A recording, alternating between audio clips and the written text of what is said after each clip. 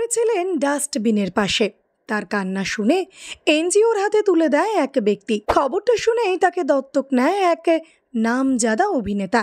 আর এখন সেই মেয়ে বিদেশ থেকে পড়াশুনো শেষ করে কাজ করছেন বেশ কিছু শর্ট ফিল্মে। জানেন সে কে? আর কেই বা তাকে দত্তক নিয়েছিল?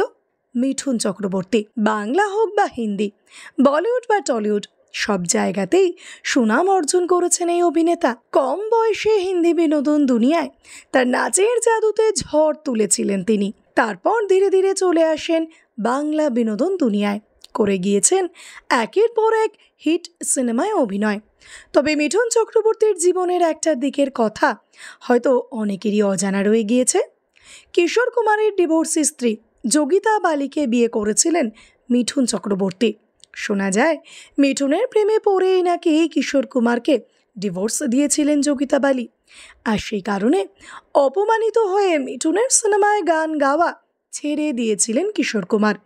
তবে আজকের এই ভিডিওতে এইসব বিষয় নয়, কথা বলবো সম্পূর্ণ অন্য একটা বিষয় নিয়ে। যোগিতা বালিকে বিয়ের পর 3 ছেলেও হয় তাদের। বেশ সুখেই কাটছিল তাদের সংসার। কিন্তু এরই মধ্যে মিঠুন চক্রবর্তীর চোখে পড়ে একটা খবর, আর সেটা হলো এক ফুটফুটে কন্যা সন্তানকে কেউ বা কারা একটা নোংরা ডাস্টবিনের পাশে ফেলে রেখে চলে গিয়েছিল। আর সেই শিশুর কান্নার আওয়াজ পেয়ে কোনো এক সহৃদয় ব্যক্তি তাকে তুলে একটা এনজিওতে দিয়ে আসে। এই খবরটা দেখা মাত্রই মিঠুন এবং যোগিতা বালি ঠিক করেন এই মেয়েটিকেই তারা দত্তক নেবেন। যেমন ভাবা তেমনই কাজ। 3 ছেলের মতো করে এই মেয়েকে একই সঙ্গে সমান ভালোবাসা দিয়ে তারা বড় করেন। নাম রাখেন দিশানি চক্রবর্তী। একটা পরিবার পায় সে কন্যা সন্তানটি। দিশানির কাছে তার বাবা মিঠুন চক্রবর্তী কিন্তু তার আইডল। তার বাবার পেশাকেই বেছে নিয়েছেন জীবনে এগিয়ে যেতে।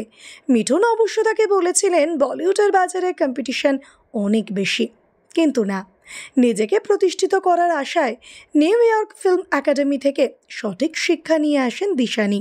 আর এখন কাজ করছেন বেশ কিছু শর্ট ফিল্মে। নিজের একটা আলাদাই পরিচিতি তৈরি করার জন্য প্রতিনিয়ত লড়াই করে চলেছেন দিশানি চক্রবর্তী।